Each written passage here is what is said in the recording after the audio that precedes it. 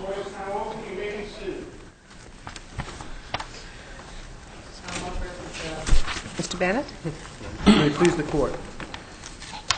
The Assistant District Attorney in this case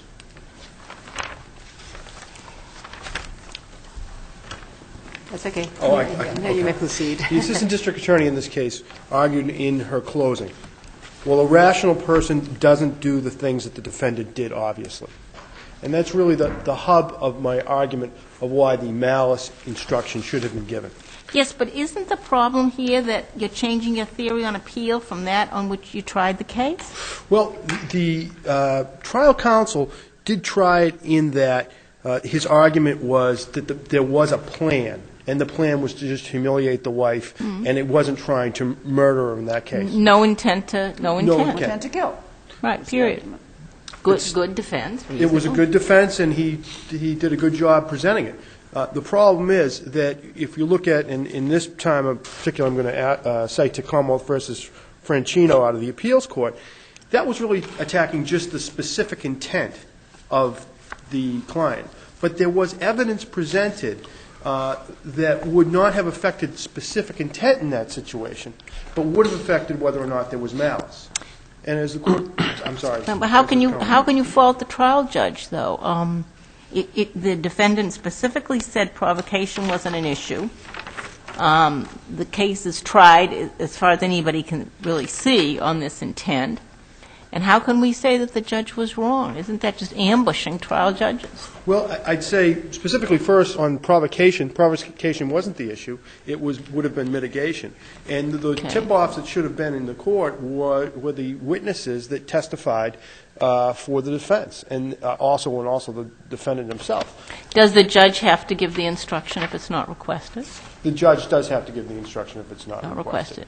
He has to, if that evidence has been presented, that there is some type of mental frailty. And the only case I could really find in the Commonwealth about the mental frailty was Boateng. Then what was the evidence? It was all lay evidence, and since when can we have lay evidence on something like that? Well, lay evidence is sufficient to present even under a McCool standard, which would be a much higher standard, that he wouldn't even appreciate the wrongness of his actions. So if lay evidence is sufficient to bring that before the court, it should be sufficient under this case. And in particular, there was very compelling lay evidence. There was a registered nurse from the Providence Hospital, Thomas Bertrand, who said that the defendant was depressed. But criminal responsibility, isn't that something that a jury can understand, whether the defendant appreciates or understands whatever the wrongfulness of his acts, the criminality of the acts? But mental illness is some sort of a psychiatric term. How does the jury know what mentally ill is? Well, I think that they're going to have to interpret whether depression and the constant drinking from 9 o'clock, or whatever time he woke up. Is depression a mental illness? I don't know. Well, it may, whether it qualifies as a specific mental illness, I think a mental frailty, although we don't have quite a definition in Boateng of mental frailty, I think it could qualify as a mental frailty, and that the But don't we need someone to tell us that? Of an expert to tell us what mental frailty is? Yes. No, I would think that the jurors themselves, if they're given the instruction, because they could have believed, in this case in particular, that the defendant, and they must have believed, the defendant had the specific intent to inflict this on his wife, and at the same time they could have believed that he was suffering from a mental frailty based on the lay evidence, people telling him that he should go to the hospital, the defendant himself saying that he wanted to go to the hospital but just couldn't bring himself to go to the hospital. Even one witness, the daughter-in-law of the victim in this case, saying that he appeared depressed and she asked him to go to the psychiatric unit of a hospital. So there was, although it's lay evidence, that he was suffering from some mental frailty that was affecting his mind. And if the jury believed he had the specific intent to do this, had they known that there was another possibility that could have mitigated his guilt, that he had a mental frailty, they may have found. I'm sorry. Could I ask a more fundamental question? Obviously, your whole argument is springing from the discussion in Boateng. But if we carry what the Court said, the way you're interpreting it, and literally what it said in Boateng, it's going to potentially reduce a lot of things down to, a lot of homicides down to manslaughter on this exact same theory.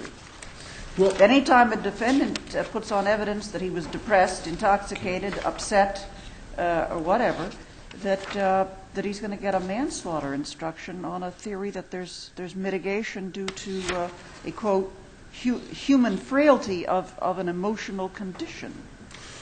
My argument, Your Honor, with that would be not that it would reduce murders, because this is something particular, and I think it's expressed in Boateng, to armed assault with intent to murder or attempted murder, that malice means something mitigation is not supposed to be different between the two. You still have the requirement that there be a specific intent to kill, even on the lesser included offense, but that the concept of what constitutes mitigation would not be different between the two. My reading of Boateng says that it's supposed to be different, that it means something else in the context of armed assault with intent to murder than it does between third-pronged malice, let's say. Malice means something different, but mitigation, does Boateng suggest that mitigation is different, that you're going to get this kind of mitigation in assault with intent to murder, but not get it in an actual homicide? I would believe that you could get this, it would reduce it from first degree to second degree in a homicide, the mental state of the defendant in that case. Because things like... no, if you've got a specific intent to... Well, never mind, I'm sorry. If you're intoxicated, that can reduce it from first to second offense in a murder case. Because it can negate the underlying intent of the mens rea necessary for such things as deliberate premeditation, et cetera. That's right. But and just it would put it on third prong of malice rather than first or second. Whereas in specific assault with intent to murder, you wouldn't have third prong malice. You couldn't have a third prong malice with a specific intent to murder, assault with intent to murder, or even assault with, or even attempted murder. How could you have third prong malice? And that's why I say no. It wouldn't reduce it to manslaughter. It would mean that the Commonwealth would have to rely strictly on going third prong malice, or would have to argue its third prong malice.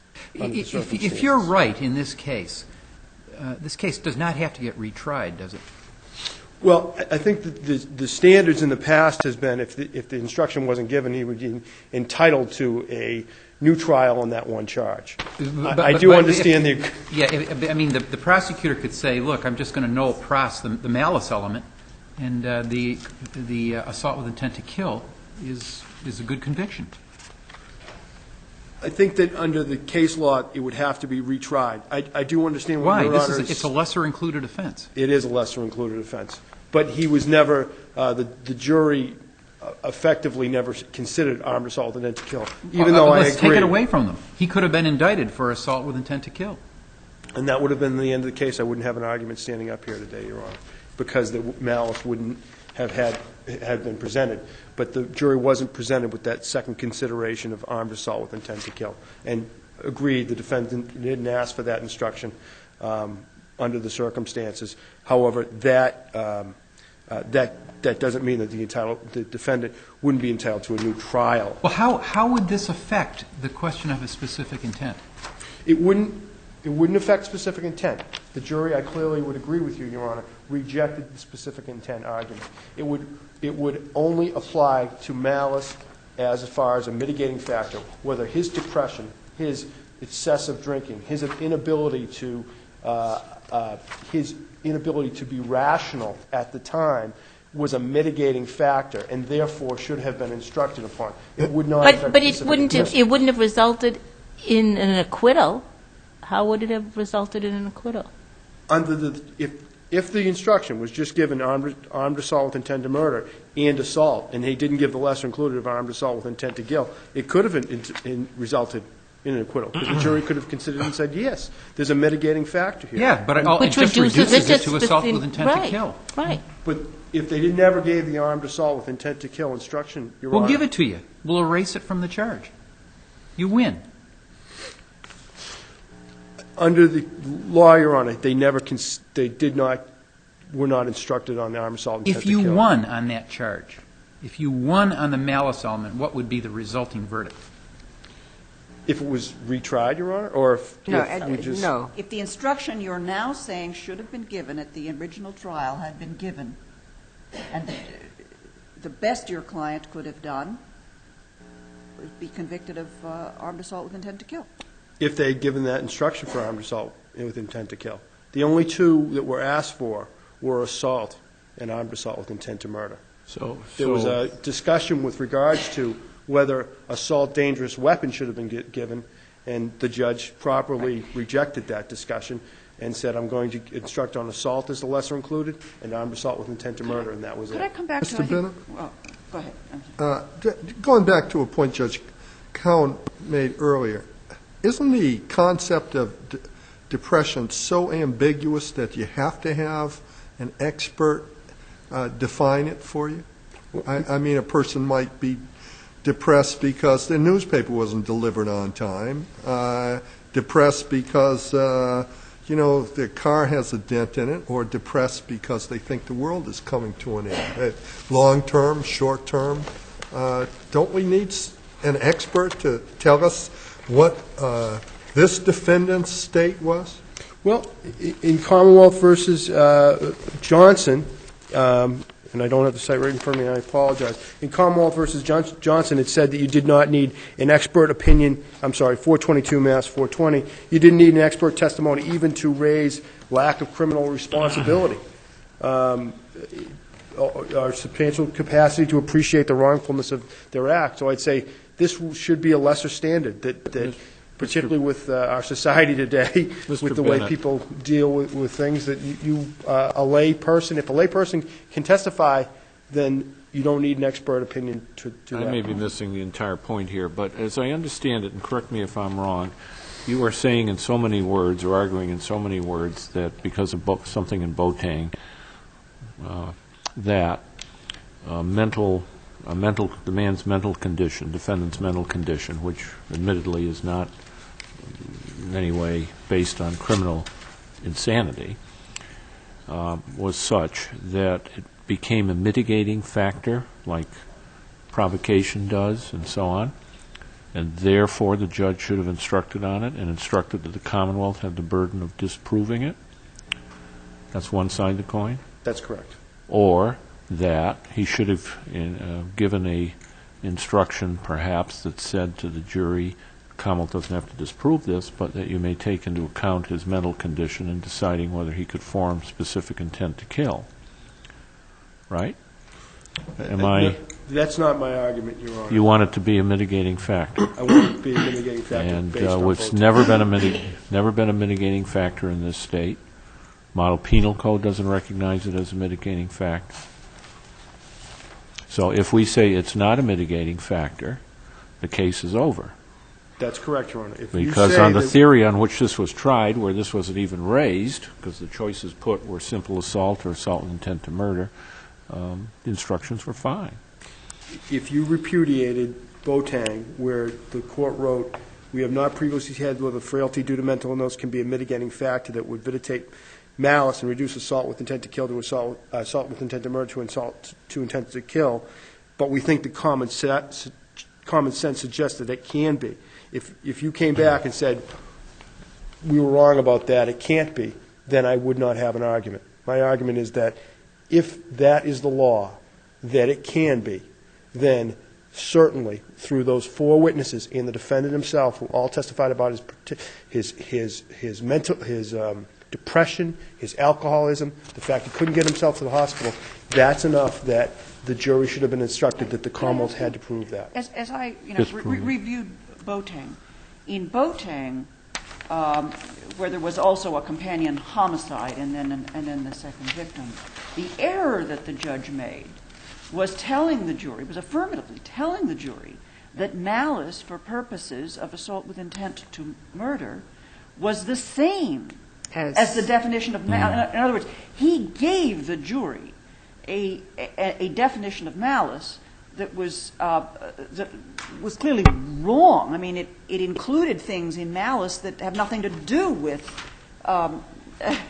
assault with intent to murder. So we were looking at not just sort of the absence of an instruction, but one that clearly misdefined malice for purposes of that crime by making an erroneous cross-reference to malice that we use that is given in the murder charge. Here, what you're talking about isn't that kind of error at all. He didn't describe malice as being something wrong. He just didn't talk about it because nobody asked him to. That's right? correct. No one asked him to talk about it. He didn't talk about it, and Mr. Johnston didn't get the benefit of the jury, of that Commonwealth having to disprove that. I know you're trying to say, all this evidence about, how the defendant was depressed, et cetera, since counsel wasn't asking for this, wasn't thinking along these lines, wasn't it just being put in to give the context for the defendant's explanation of, I know this was a dumb way to do it, but I just wanted to humiliate her, embarrass her, create a scandal, and make her life difficult? It was simply a companion to the defense he was presenting, to give the context in which he could think that this was a good way to do it. I think that's a reasonable interpretation. When I look at it, I don't see that it furthered that circumstance. However, I think that that's a reasonable interpretation, and that's probably what defense counsel was thinking. Thank you. Thank you, Mr. Bennett. Ms. McMahon? May it please the Court, Catherine McMahon, Assistant District Attorney for the Hampden District for the Commonwealth. The disputed issue in this case was what was the defendant's intent. The Commonwealth intended that the defendant assaulted his wife with a knife with the intent to kill her.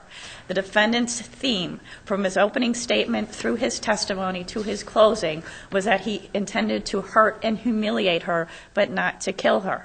On the basis of the theory upon which the case was tried, the trial judge submitted the charge of armed assault with intent to murder to the jury on armed assault with intent to murder and the lesser offense of assault. He was not asked to, and he did not submit the charge to the jury on the lesser offense of assault with intent to kill. So why is the appeals court getting into this big, long exegesis about whether it's a mitigating factor or not a mitigating factor? Wasn't the short answer to this case was that it was tried on the theory of either assault with intent to murder or simple assault, and this wasn't even raised? And I think my brother's argument has evolved between the argument before the appeals court and here. Before the appeals court, he suggested that Boateng stands for the proposition that every time you charge a jury on armed assault with intent to murder, regardless of whether you instruct on the lesser included offense of intent to kill, you must use the language of malice, meaning an absence of justification, mitigation, or excuse. I do not think that that's what the court in Boateng said. What the court said was that was the definition that a judge must use for malice for the armed assault with intent to kill versus armed assault with intent to murder, as opposed to the instruction that the judge gave in that case, which was a gray murder three-pronged malice instruction. What the court was saying in Boateng was when you're going to tell the jury about malice, you have to use the Henson absence of justification, mitigation, or excuse thing, not that you always have to say when the jury is not going to consider the lesser offense of assault with intent to kill, that the Commonwealth has to prove the absence of provocation, mitigation, or excuse.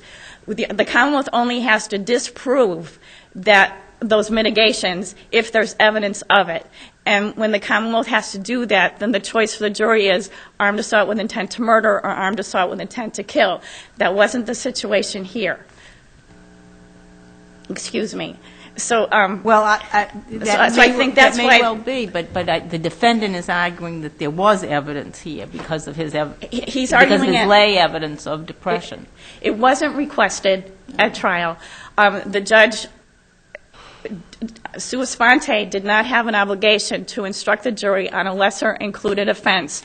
The disputed issue here was what the heck the defendant intended, both for armed assault with intent to murder and armed assault with intent to kill. What's the specific intent? It's intent to kill. If the trial judge on his own had instructed the jury on this intermediate offense, which has a 10-year possible sentence, he could have undercut, as the appeals court found, the defense of, I didn't intend to kill her, it was a stupid plan, but I only intended to humiliate her. So if the trial judge on his own had submitted the case to the jury, it possibly could have undermined the defense. It did not go according to, yes, there was evidence that the defendant had acted in a depressed manner in the days up to the attack, but it was inconsistent with the theory on which the case was tried, contradicted the theory on which the case was tried, and the trial judge cannot be deemed now to have committed reversible error. This is not a substantial risk of a miscarriage of justice. He instructed the that jury. Was my question. Why did the appeals court bother to get into all of this? They didn't have to, did they?